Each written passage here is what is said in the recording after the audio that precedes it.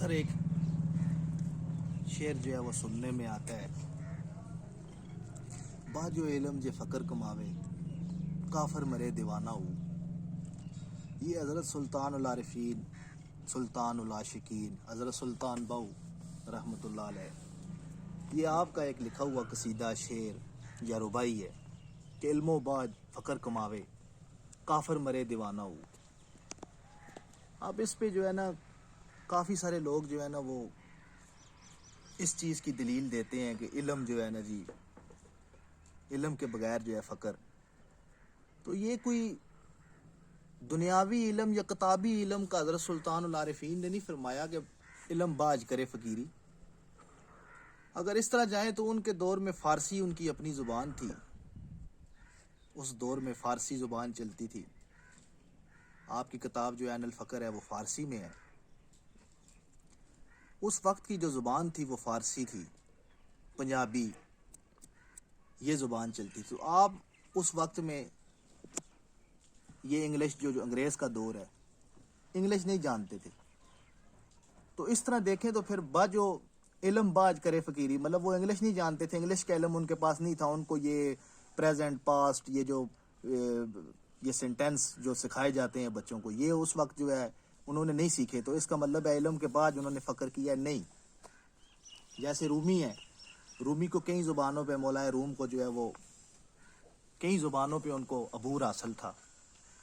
इसी तरह दीगर फ़ुक़रा दरवेश जो हैं उनको कई कई ज़ुबानों पे अबूर हासिल होता है। ये जो इल्म की उन्होंने बात की है, ये इल्म मार्फत की उन्होंने बात की है कि इल्म बाजो फ़क्र कमावे, यानी कि फ़क्र वो अपने आप को नाम दे रहा है। जिस तरह इसके ऊपर एक मैं छोटी सी आपको मिसाल जो है वो देता चलूं। एक बंदा अपने दौर में हर बंदे को बेवकूफ़ बनाता था और बेवकूफ़ बना के इनाम जो है उससे लेता था। ये बात उस वक्त के बादशाहों तक पहुंची। जो उस वक्त का बादशाह था उसको पता चला, तो उसने कहा जी उस बंदे को तलब किया जाए, उस बंदे को बुलाया जाए। जब उस बंदे को बुलाया गया तो बादशाह ने कहा कि क्या तू मुझे बेवकूफ़ बना सकता है? अगर तू मुझे बेवकूफ़ बनाए तो मैं तुझे माल और इकराम और इनामात से नवाजूंगा। उसने कहा बादशाह सलामत सोच लीजिए, आप हार जाएंगे। बादशाह ने कहा चल तू कर ना, देखेंगे फिर। अब वो बंदा कुछ अरसे के लिए शहर से गायब हो गया। उसने बहुत बड़े बड़े बाल रख लिए, दाढ़ी बढ़ा ली, कपड़े दरवेशों फ़कीरों वाले गोदड़ी पहन ली, और साथ बादशाह की सल्तनत के साथ जो शहर था उस शहर में आके उसने क़याम किया। अब वो उस इलाके के लोगों को जानता था। एक बाबा जी गुजरे तो उसने नाम पुकारा, उसने कहा फलां बाबा इधर आओ। अब बाबा उसने देखा उसको, उसने कहा ये मुझे कैसे पहचानता है? उसने कहा आपके घर में ये फलां फलां मसला है।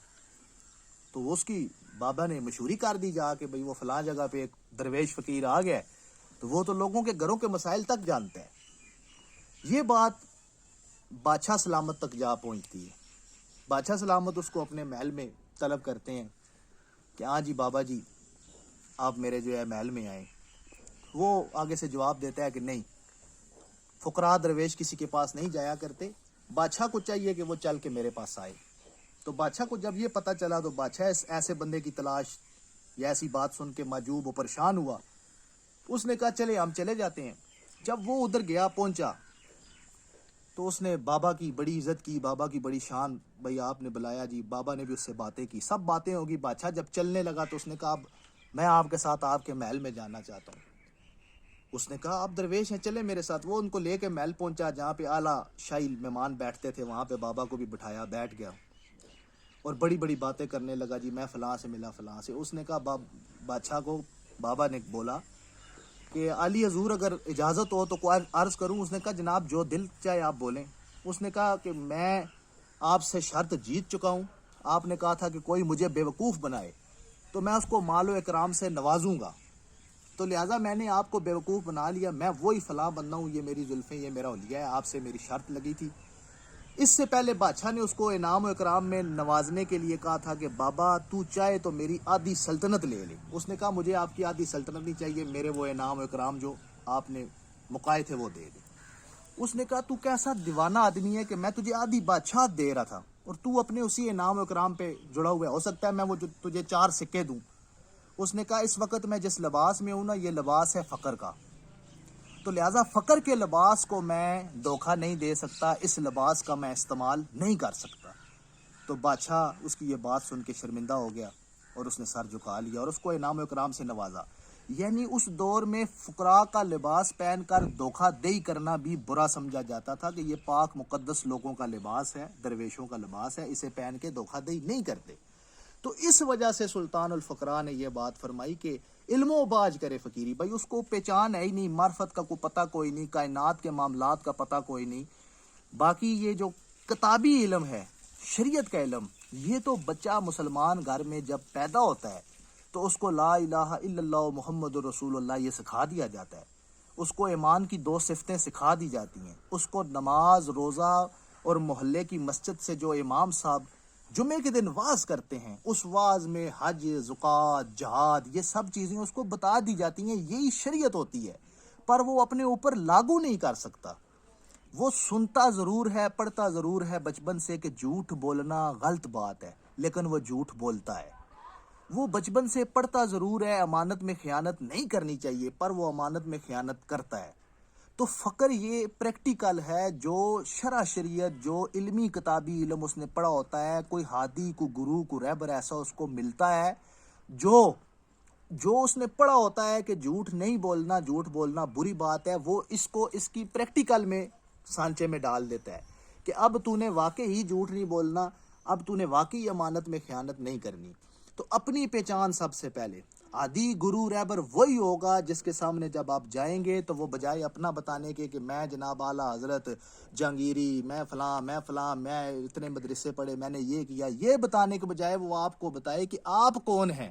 کیونکہ حکم ہے کہ اپنے نفس کو پہچان, اپنے آپ کو پہچان, تو تجھے خدا مل گیا, تو نے خدا کی پہچان کر لی. تو گرو عادی رہبر اللہ سے ملوانے کے لیے ہوتا ہے.